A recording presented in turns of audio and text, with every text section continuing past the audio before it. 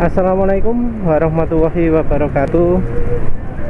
Kali ini penulis ingin membahas soal cairan radiator. Banyak ya orang yang meremehkan cairan radiator ini.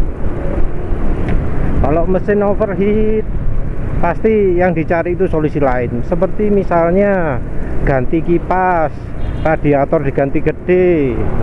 Ada satu hal yang enggak atau jarang banget disentuh, yaitu cairan radiator. Orang berpikir bahwa cairan radiator yang diberikan pabrikan itu adalah yang paling super terbaik, paling nomor satu untuk motor. Nggak ada lainnya yang lebih bagus daripada punya pabrikan, yang direkomendasikan pabrikan atau yang dijual sama bengkel resmi pabrikan. Jadi orang itu sudah percaya, wah kalau olinya Yamaha pasti paling bagus, kalau olinya AHM oil pasti paling bagus. Cairan radiator juga sama, kalau punyanya Yamaha pasti bagus, kalau punyanya AHM pasti bagus. Padahal enggak. Jadi begini, kulan itu kalau dibagi berdasarkan kandungannya itu ada 4. Kalau konsentratnya sendiri ada 3 macam, tapi kalau dari secara global penulis bagi 4. Kalau dari kandungannya sendiri, konsentratnya ada ethylene glycol, polyglycol, sama OAT, organik asid sembah, gak tahu lah, pokoknya OAT. Dan penulis bagi 4 ini bukan berdasarkan ini, tapi berdasarkan masa pakai. Ada yang pertama OAT, ini umurnya sangat panjang, terus lebih ramah lingkungan. Terus yang kedua itu baik ethylene glycol atau polyglycol. Ini disebut jadi satu karena kita nggak bisa bedakan. Pabrik ya cuma ya bisa seenaknya ngeklaim, dan kita nggak bisa yakin bahwa itu beneran sesuai dengan yang diomongkan. Karena apa? Di Indonesia nggak ada perlindungan konsumen, terus nggak ada sertifikasi nasional untuk ini kayaknya. Jadi SNI nggak ada, jadi nggak ada jaminan mutu, nggak ada jaminan keaslian dan seterusnya. Yang pertama kan OAT, yang kedua pakai poli atau pokoknya pakai glikol. Itu yang versi 50/50 glikol, 50 air. Yang kedua adalah yang 70% glikol dan 30% air. Yang nomor 4 adalah air. Mengapa kok penulis sertakan air sebagai cairan radiator? Karena mau tidak mau, air itu adalah cairan pendingin paling baik. Yang bikin air nggak baik itu adalah karena air bisa ada kerak, bisa menimbulkan kerak. Terus air itu bisa lebih mudah menguap. Terus air itu katanya penyebab karat. Jadi begini, kita bahas dulu dari kelemahannya air, apa benar gitu. Air titik didihnya paling rendah, iya. Kalau dicampur bahan lainnya, titik didihnya jadi makin rendah. Tapi nggak seheboh yang diomongkan. Terus air mudah menguap juga, bener. Air mudah membuih, bener. Terus disebut sama satu lagi itu bikin karat. Nah, untuk bikin karat ini jadi pertanyaan. Karena apa? Karena ya, penulis pernah bikin percobaan pakai soda api. Tahu soda api apa? Soda api itu adalah yang biasa untuk merontokkan cat. Soda api itu biasa dipakai untuk apa? Menghasilkan sifat basa yang kuat, dipakai untuk elektrolisis. Itu soda api. Jadi soda api itu punya sifat kuat. Selain itu ada juga tawas. Nah, tawas ini juga punya sifat basa. Nah, penulis pernah merebus pakai tawas, juga soda api pernah. Penulis asalnya ingin untuk percobaan lain. Tahu apa yang terjadi? Pancinya berkarat. Padahal panci itu biasa dipakai untuk merebus, maklum pancinya stainless steelnya nggak murni ya. Biasanya untuk merebus air lain-lain no problem. Begitu dipakai untuk merebus air tawas, langsung keraten. Jadi yang namanya berkarat itu lebih mudah terjadi kalau ada basah. Jadi itu sebabnya mengapa mobil yang sudah bertahun-tahun nggak pakai nggak pakai kulan itu, terus tiba-tiba pakai kulan jadi bermasalah, karena itu basahnya itu bereaksi dan bisa membuat rontok macam-macam kotoran di dalamnya, jadi buntu mendadak. Jadi ya masalahnya bukan karena kalau pakai air langsung karatan, enggak. Bahasa sendiri disebut mencegah karat, disebut bukan untuk mencegah karat ya bahasa itu, tapi untuk mencegah asam. Jadi yang bikin korosi macam-macam itu kan asam, bukan karat. Kalau karat penyebabnya buntu.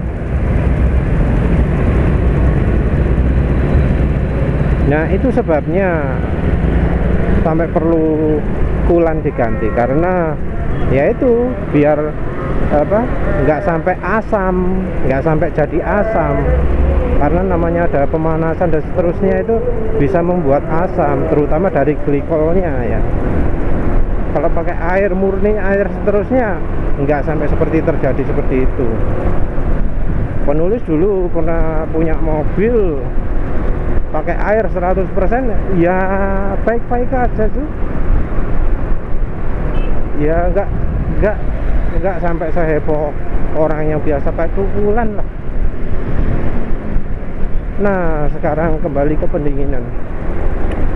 Orang itu kan biasa kalau pas mengalami overheat, yang dicari itu pasti perangkatnya ini kurang besar, ini radiatornya kurang besar, ini kipasnya kurang besar, ini angin yang diarahkan ke radiator juga kurang kencang, kehalangan sama spakbor, kehalangan sama ban dan seterusnya. Mungkin ada benarnya, tapi nggak selamanya begitu, karena seringkali penyebabnya itu adalah karena kulan yang dipakai itu tidak bisa menyalurkan panas dengan baik. Apa nggak aneh yang nggak merasa curiga, karena yang biasanya mengalami masalah overheat itu apa sih? Malah justru kendaraan yang pakai radiator itu yang lebih rawan overheat. Karena apa? Karena kulan yang disarankan pabrikan itu salah spesifikasi. Kulan 50-50 itu adalah spesifikasi musim semi dingin, bukan untuk cuaca tropis. Aneh orang Indonesia itu, pabriknya juga aneh. Seharusnya untuk Indonesia itu konsentratnya bukan 50-50. Jadi gini, di barat sana ada yang sudah coba beneran membandingkan kulan yang diberikan pabrikan 50-50 itu dengan yang lain-lain, yang alternatif. Penulis sudah cek, punya pabrik motor di Indonesia juga sama, yang kulan merek AHM Oil itu sama 50-50. Kulan Yamaha, Kulan apa-apa pokoknya produknya Yamaha itu juga sama 50-50. Dan ternyata di barat sana kalau cuaca atau situasi musim panas itu 50-50 nggak dipakai. Kulan yang dipakai pada musim panas bukan 50-50 tapi 30-70, 70-30. Airnya 70, konsentrat glikolnya 30. Jadi orangnya itu membandingkan antara 50-50, 30-70 dengan air, atau air dikasih aditif apa gitu untuk mengurangi buih dan menaikkan titik didih. Nggak sampai glikol banyak gitu, nggak, tapi sedikit. Dan yang ditemukan apa? Ekstrim. Jadi motornya diuji banyak hal. Itu motornya Honda Civic versi EK2 atau apalah, nggak tahu namanya Pak. EK9 ya. Itu kulannya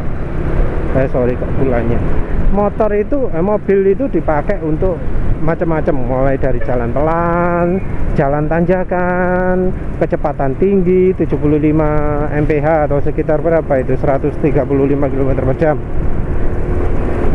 140 ya, lupa lah, pokoknya sekitar itu. Terus dan ternyata beda jauh bro.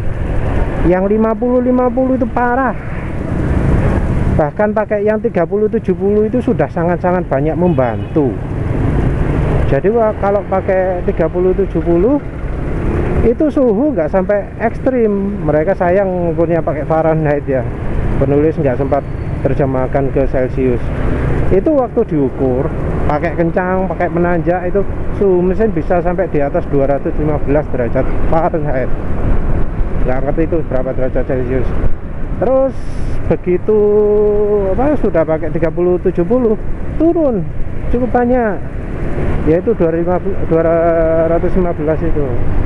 Yang lain-lain pakai air atau pakai air yang tambahi namanya water apalah gitu, itu bisa sampai di bawahnya 200.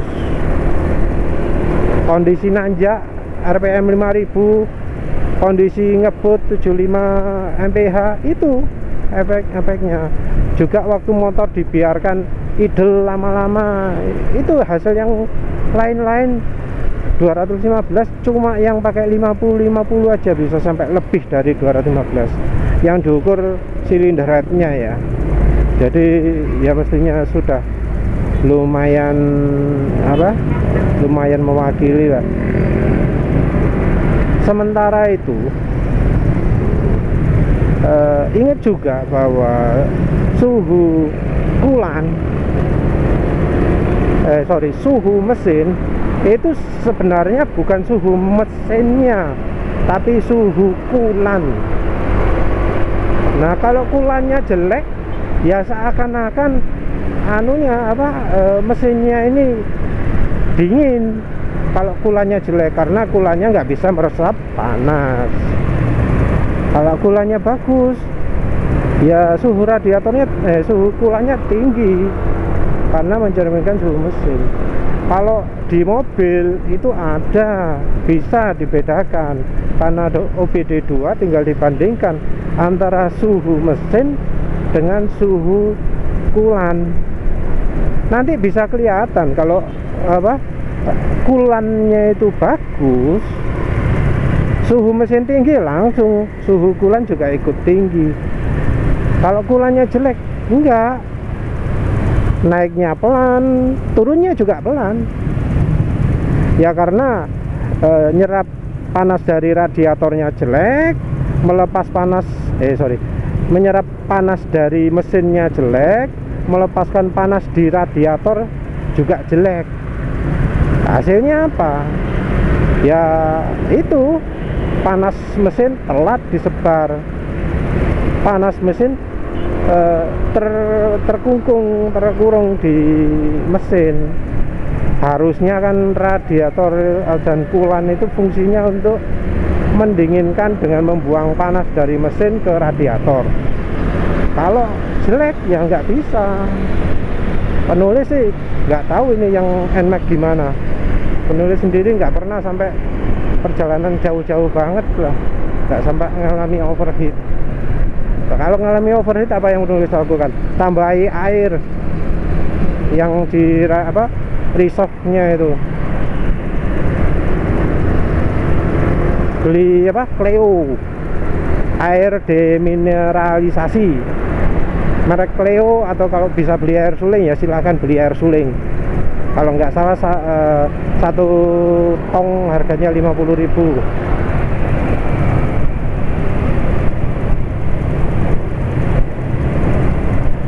Nah ini orang-orang ini banyak yang salah.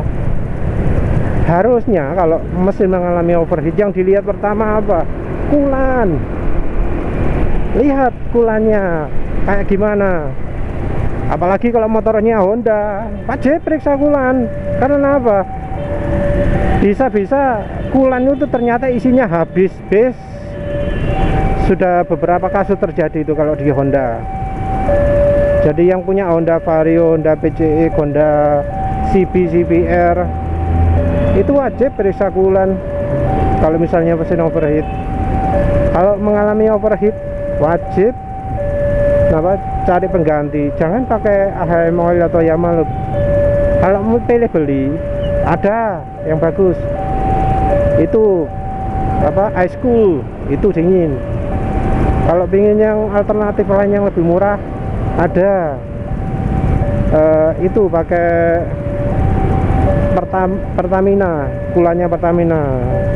Penulis ada kulan Pertamina di rumah, nganggur karena sama bengkel nggak boleh diganti yang nggak dianjurkan, padahal itu buatan Pertamina. Masa Pertamina dianggap kalah bagus sama merek apa itu, merek gak jelas, Gurat atau apa gitu loh. Aneh kan. Nah yang jelas dari pemilihan dari perubahan kulan ini efeknya sangat-sangat besar. Dulu kan penulis mobilnya kulannya itu pakai ori bawaan, tahu panas begitu langsung gini cirinya, waktu mobil itu dibawa suhu dingin, hujan-hujan, itu tarikannya enak. Tapi kalau dipakai siang-siang nggak enak, itu aneh. Karena apa? Siang itu suhunya tinggi kan, udaranya itu padat, lebih padat. Nah kalau udaranya lebih padat, bensin yang disemprotkan ke mesin juga lebih banyak, karena menyesuaikan dengan keluaran O2 nya di knalpot. Dari sensor O2 nya nanti deteksi, terus ECU nya menyesuaikan, campuran bahan bakar dibuat lebih banyak. Nah harusnya siang hari itu tenaga kendaraan lebih sip, lebih boros tapi lebih sip. Kalau malam-malam suhu dingin banget, itu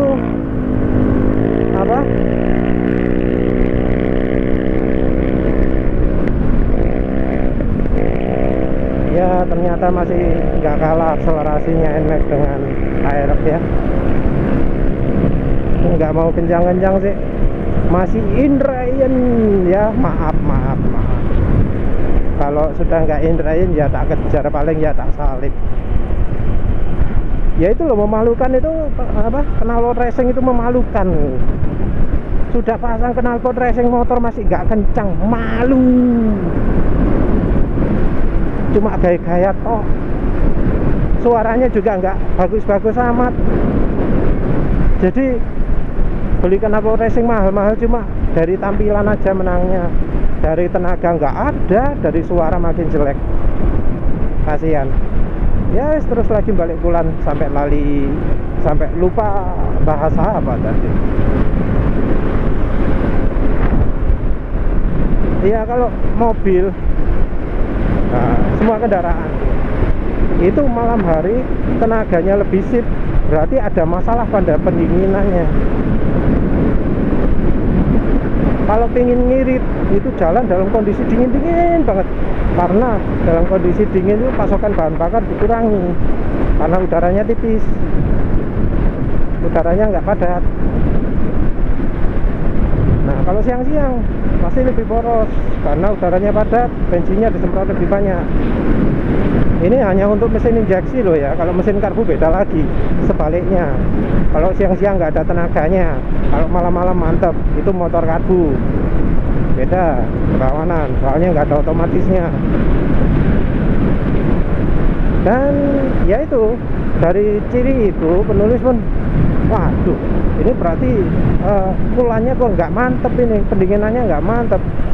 Ya sudah, tahu ada fakta tersebut, penulis tambahi apa bagian cadangan kulannya itu dengan air, dan ternyata efektif, pakai banget. Siang-siang langsung enak wis tarikannya. Mobil kalau tarikan enak kan mantep, sama mobil-mobil yang masih apa pakai kulan standar macam Brio. Kalau mobilnya Ayla santap, apalagi siang-siang terik mobil kayak Brio, kayak Datsun yang diuji coba media itu jauh lebih kencang ya akselerasinya. Kalau di jalan raya enggak, dipermalukan sama Ayla bolak-balik wis. Tapi ya itu syaratnya, kulannya harus punya daya pendinginan cukup. Dan ya itu orang banyak yang nggak tahu, pabrikan sebenarnya sudah menyediakan kulan dengan pendinginan yang lebih baik, yang rasio kulannya itu sedikit. Jadi setiap pabrik, banyak pabrik kulan itu buat kulan itu dua macam biasanya gitu. Ada yang 50%, ada yang airnya 70%, ada yang disebut bukan airnya tapi konsentratnya disebut 30. Merek Top One, merek apa itu, Seiken, merek nggak tahu lah mereknya kulan macam-macam kan. Terus pokoknya penulis pernah koleksi, ada 8 minim ada 8 merek yang pakai perhitungan rasio kulan gitu. Ini habis dipakai kencang, NMAX CVT nya terasa agak kendor ya. Mungkin bukan untuk racing emang. Terus contohnya Preston, ya Preston ya, kan itu merek kulan terkenal beneran dari Amerika. Walau di Amerika cek-cek, di Indonesia kan top. Nah Preston ini punya yang dari tipe air juga. Jadi ada yang 50-50, ada yang 70-30, ada yang air. Terus Preston juga jual yang belum dicampur, yang masih 100%. Ya moga-moga nggak ada yang nekat pasang 100%. Nah gimana sih sebenarnya bedanya itu? Ada penelitian. Jadi penelitian ini mengukur berapa perubahan titik didih, berapa perubahan daya hantar panas, daya serap panas ya, atau daya lepas panas itu antara air dan glikol. Mungkin poliglikol mungkin ya, nggak tahu lah, lupa. Dari itu dibentuk grafik dari pelepasan panas dulu. Ternyata turunnya cukup drastis. Kira-kira kalau 50%, maka daya hantar panasnya turun 15%. Titik didih cuma naik 10%. Jadi 100 derajat naik ke 110 derajat. Itu kecil itu. Jadi sebenarnya yaitu kalau campurannya lebih banyak 50-50 itu banyak ruginya. Kalau dari rekomendasi di barat, jangan bilang Indonesia ya, karena sini ya rekomendasinya ala suhu yang sok pinter tapi banyak salahnya.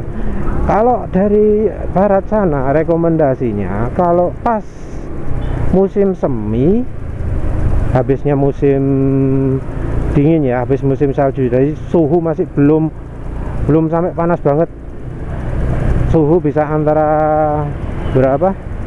5 derajat sampai 25 sampai 30 derajat maksimum wis.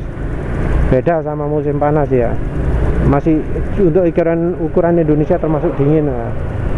Karena kalau di Indonesia kan di sini malam hari aja 35 derajat, jangan heran ya.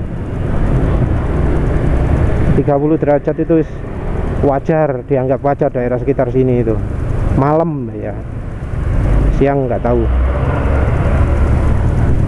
Jadi suhu itu dianggap pada suhu tersebut rekomendasinya 50-50. Dan 50-50 ini dipakai juga pada waktu musim dingin, musim salju, suhu di bawah 0 derajat Celcius. Emang rasio 50-50 ini cocoknya dari musim dingin hingga sedang-sedang saja. Itu cocok. Itu rekomendasinya kalau di barat itu musim salju. Nah parahnya di Indonesia juga pakai rekomendasinya musim salju. Nah inilah ya gitulah logikanya orang pabrikan lokal itu. Kebawa sama bukan orang lokalnya mungkin yang salah ya, tapi dari pabrikan Jepangnya. Ya maklum logikanya orang Jepang itu. Dipikir suhu Indonesia sama kayak di Jepang. Jepang itu kalau musim dingin adem. Ya orang Jepang mikir sama paling gitu guys. Nggak mikir, maklum. Ya itu juga yang terjadi sama oli rekomendasi musim salju dipasangkan direkomendasikan untuk motor cuaca terik, cuaca tropis di Indonesia. Ngawur kok, tapi ya sama masyarakat dituruti. Ya maklum lah, sama-sama nggak ngertinya, sama-sama nggak perhatiannya, sama-sama nggak moco-moco, kurang gitu. Dan rekomendasinya sebenarnya kalau misalnya musim panas ya, panas banget itu minim 30-70. Kalau sudah bener-bener panas kayak di Arab Saudi gitu ya, itu katanya rekomendasinya adalah 10% konsentratnya, cuma 10%.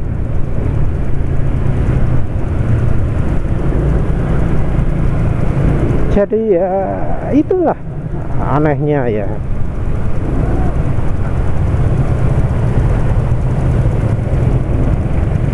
Ya namanya orang Indonesia ya wis lah, banyak terlalu percaya sama iklan, terlalu percaya sama omongan-omongan nggak bener gitu. Jadi yang pertama kalau misalnya motor overheat itu cek cairan coolant. Kalau warnanya merah banget, hijau banget, biru banget, buang yang di cadangan. Hati-hati jangan sampai kena cat, itu sifatnya basah. Kalau basah itu merusak cat dan bikin karat ya. Ingat ya, basah bikin karat. Nah, kalau masih warnanya gelap gulanya, buang isinya. Beli air demineralisasi, kulan ya, untuk kulan itu. Demineralisasi mereknya kalau yang di semua market ada Cleo. Jangan pakai air aki ya. Air aki itu senetral-netralnya air aki. Kalau sudah namanya air aki itu sifatnya asam.